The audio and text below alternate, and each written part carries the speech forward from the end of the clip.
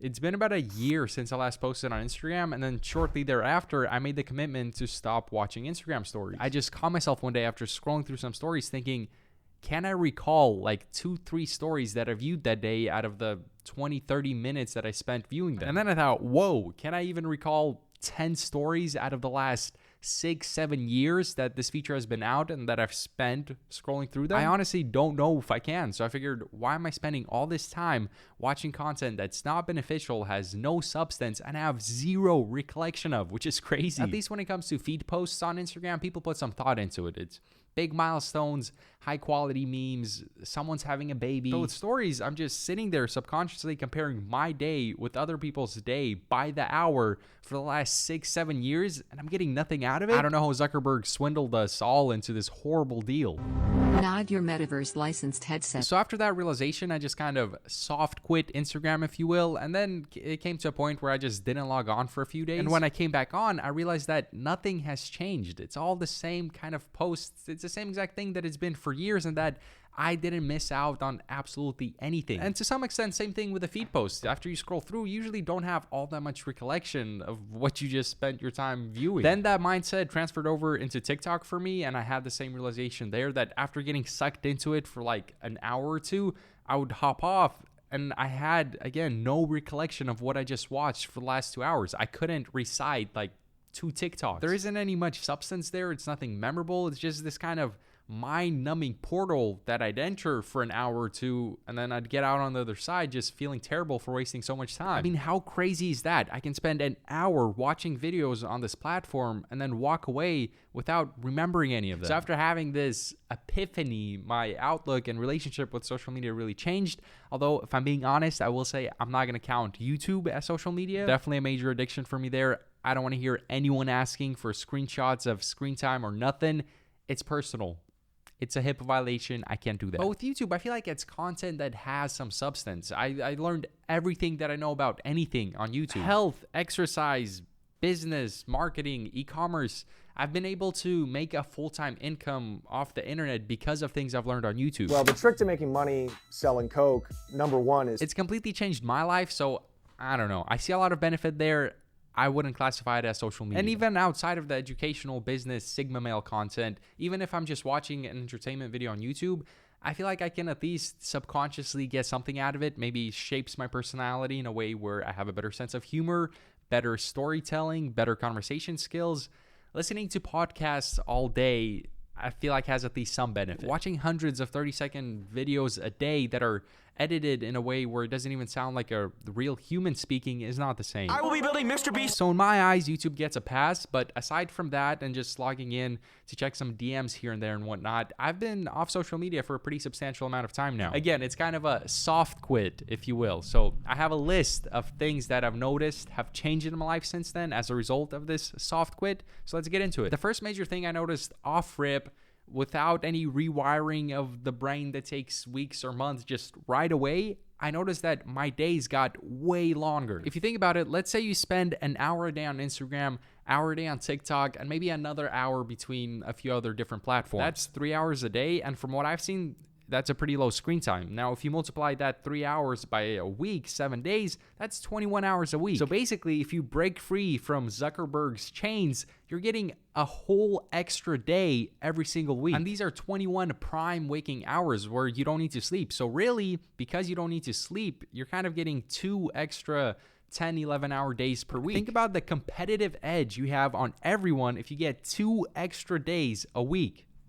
It's kind of unfair. I've just been using that extra time to work more, but I'm sure there's a way where you could use this extra time to really positively impact your life. Anyways, moving on. I won't spend too much time on this next point because it's kind of obvious, but I started being able to focus for much longer periods of time. Where before I would just kind of instinctively pick up my phone while working to, I don't know, check the time, but then I'm already holding it and the face unlock already went through, so I swipe up, go on Instagram, Zuck sucks me in, and suddenly 20-30 minutes are gone. I realized he got me, and I was just once again robbed of my time, so I put my phone back down to go back to work. But then now that focus was interrupted, so I'm not thinking as clearly, and the work just seems boring in comparison. Whereas now that I'm a absolutely reformed, enlightened individual, I'll pick up my phone and I'll realize, oh wait, there's I'm not using social media, so there's nothing for me to do on my phone. So I just put it straight back down and go back to doing something that actually matters. Anyways, the next change I saw, and I'm going to get a little scientific here, go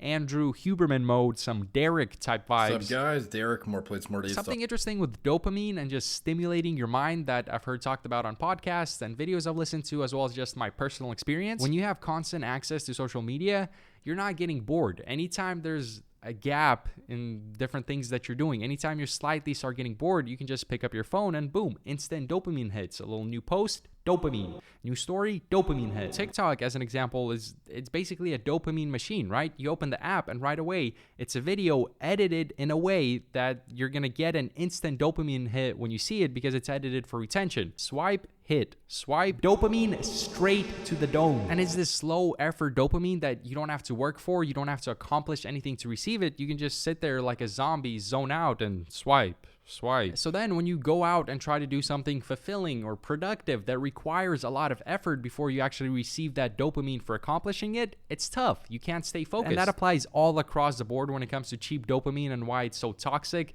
whether it be social media, video games for the most part, watching I'm about my bag. I don't want this video to get demonetized. Okay, watching adult content. How can you commit to doing something more long-term when you're used to getting your dopamine hits from the Cash Me Outside girls, OnlyFans, and buying Twitch streamer bathwater? Also applies to junk food, alcohol, recreational narcotics.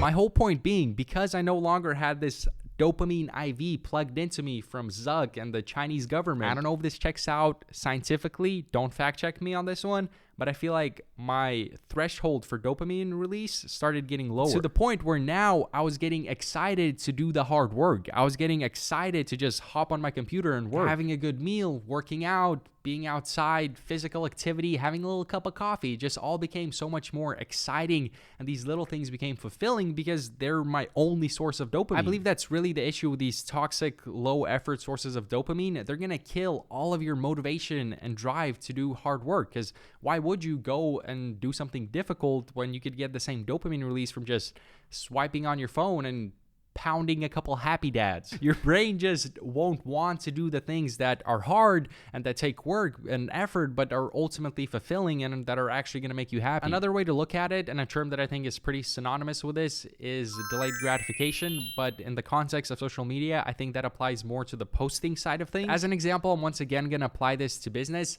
I think that if you start making posts talking about, I'm making moves in silence, I'm grinding, I'm hustling, I'm making racks, I'm about to get paid, I'm about to get rich. With these sort of posts and flexing, you're getting a false sense of accomplishment before you even achieve anything, which will likely hinder your drive and motivation and perseverance to actually achieve something. You post stuff like that, you're going to think that people already believe that you're successful, so you will no longer have the drive to actually become successful. Why would you? You already got all of that gratification. Whereas if you delay that gratification until you actually achieve something, you're obviously going to be in a much better spot. And on the topic of posting, I think with the rise of photo dumps and more casual Instagram posts becoming the new trend, this kind of went down. But it still happens, and it's crazy that we're oftentimes ruining real life experiences that we're having because we feel the need to snap a little flick for the gram or snap a little story post. Doing something fun, having a great time, but you got to take yourself out of that experience to let other people know that you're doing something fun and having a great time. And most of the time, whatever it is, it's not as good of a time as it looks like on Instagram. I think this really applies to partying, but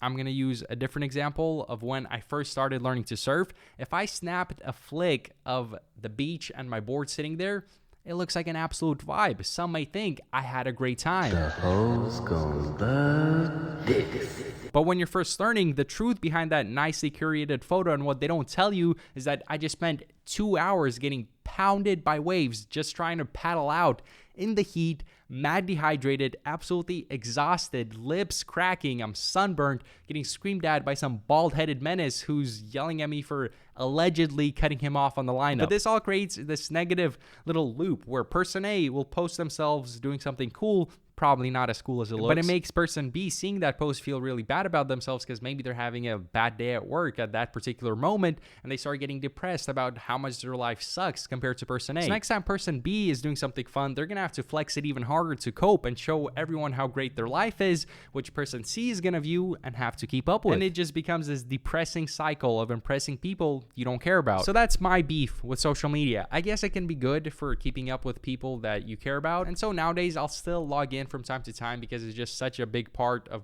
what I do for work. But I really try to use extreme moderation, and that's been my experience with soft quitting social media. Hope you enjoyed this one and have an amazing rest of your day. Peace.